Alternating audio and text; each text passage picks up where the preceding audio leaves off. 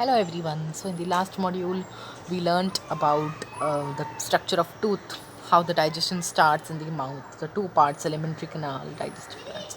So we have started with the digestive system. Now is the turn of the salivary glands. There are three salivary glands. First one is the parotid gland, which is just in the front of the of and beneath the ear. You can see the location over here, just in front of the ear. This is the ear, and just in front of the ear and beneath the ear is this parotid gland. Then you can see is this submandibular gland. It lies just close to the inner side of the lower jaw. You can see in the inner side of this lower jaw is the submandibular gland. Okay, this is on each side, one here. Okay, then you have this sublingual gland, which is just below the tongue. If this is your tongue, just below the tongue you will be having the sublingual glands. So what are these salivary glands actually useful for? The ducts from each of these glands transport their secretions of secreted saliva in the mouth. While eating, the salivary secretion is more, but small quantity of saliva is secreted at all times. So we saw that this saliva is produced. But what is this saliva? And why is this saliva so important? What is the function carried out by that? Let us see. So saliva is very slightly acidified, which has a pH around 6 to 8. Slightly acidic liquid. It's made up of fluid, which is 99% of water. It has a little bit of salt in it, a little bit of mucus, and the enzymes which in it, which are also called as the salivary amylase or the ptyalin. So what is this saliva actually doing in our mouth? It moistens and lubricates the inner linings of the mouth cavity and the tongue surface, so it facilitates speaking and swallowing.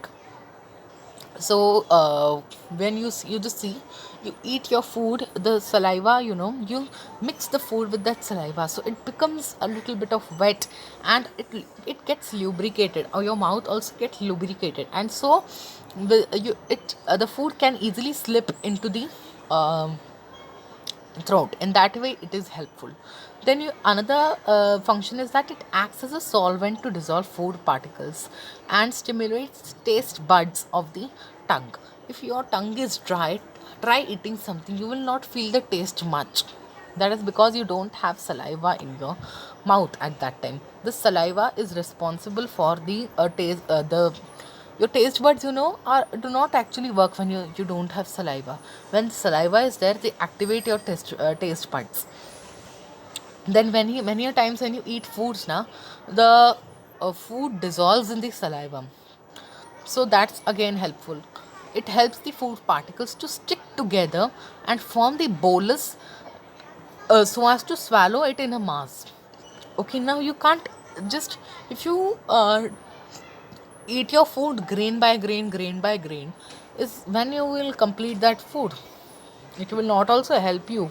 So in to just eat gulp a lot of food in at a time, you need this saliva which binds it together.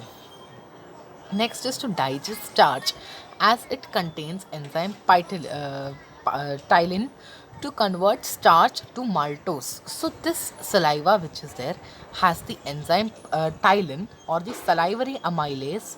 So this salivary amylase which is there, it converts the starch to the maltose. Maltose is a disaccharide sugar. Okay, so this is the equation. You can see the, I don't know why this arrow has gone up. So discharge which is there is converted to the maltose sugar on the action of salivary amylase or the ptyalin. What you do is you try eating cooked plain rice. You cook the rice and a plain rice without adding anything. You just keep it in your mouth and you chew it very finely.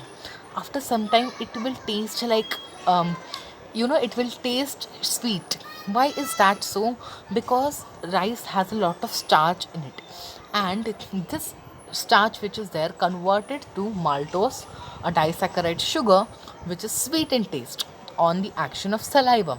So therefore you will see that the rice, you will feel that the rice is sweet.